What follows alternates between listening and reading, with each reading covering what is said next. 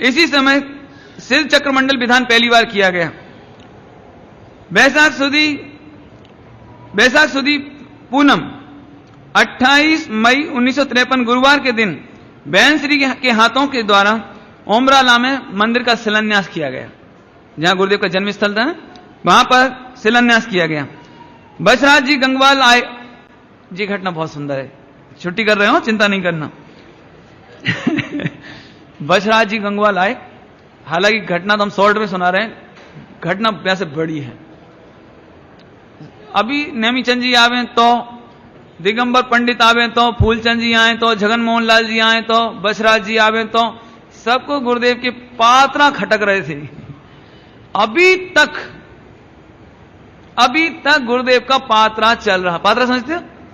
भोजन लेने के लिए जाते थे, 6-7 डब्बे लकड़ी के, और भोजन लेकर आना और अकेले में करना। वो पात्रा सिस्टम अभी तक चल रहा था। और सभी लोग बाहर अकेले में, नेमीचंद जी हो तो कोई भी हो, साहेब अब तो आप दिगंबर हो गए हो, अब ये पात्रा छोड़ दो। लेकिन पता नहीं क्यों वो छूट ही नहीं पा रहे थे। चाहते समझ लो वो आदत पड़ चुकी थी। उनको ये लगता था संकोच कि घर में कैसे जाऊं, बहनों सामने भोजन कैसे करूं, वो संकोच इतना, सबके सामने भोजन कैसे करें, अकेले में तो जैसे चाहे खा लो। सबके वो संकोच की वजह से छूट नहीं रहा था।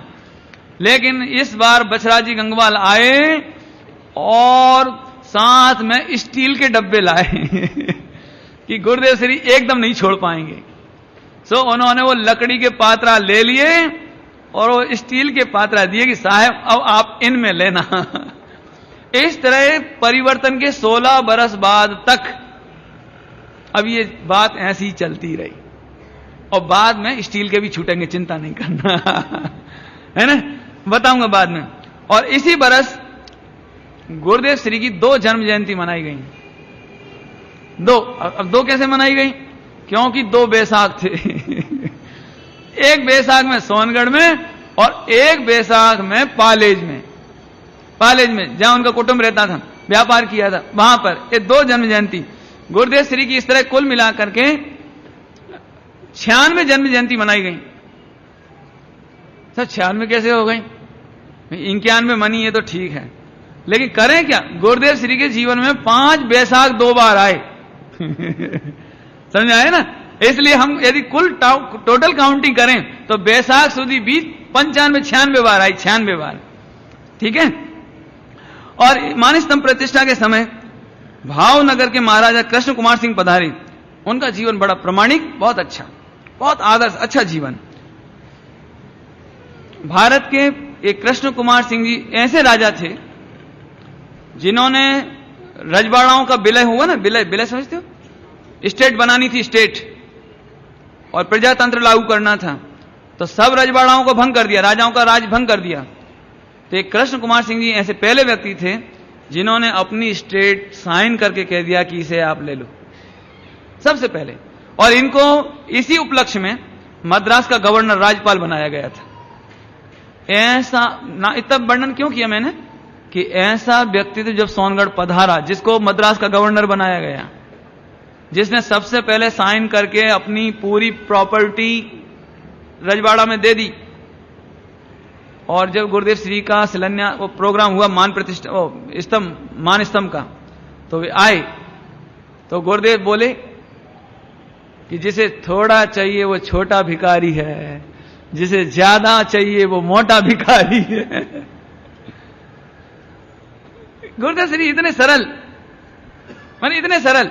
गुरुदेव श्री को ये नहीं लगता कि ये तो भैया राजा है, भावनगर का राजा, भावनगर का, और ये तो भैया मद्रास के गवर्नर, कि भाई गवर्नर भी छोटा है, भगवान बहुत बड़ा है।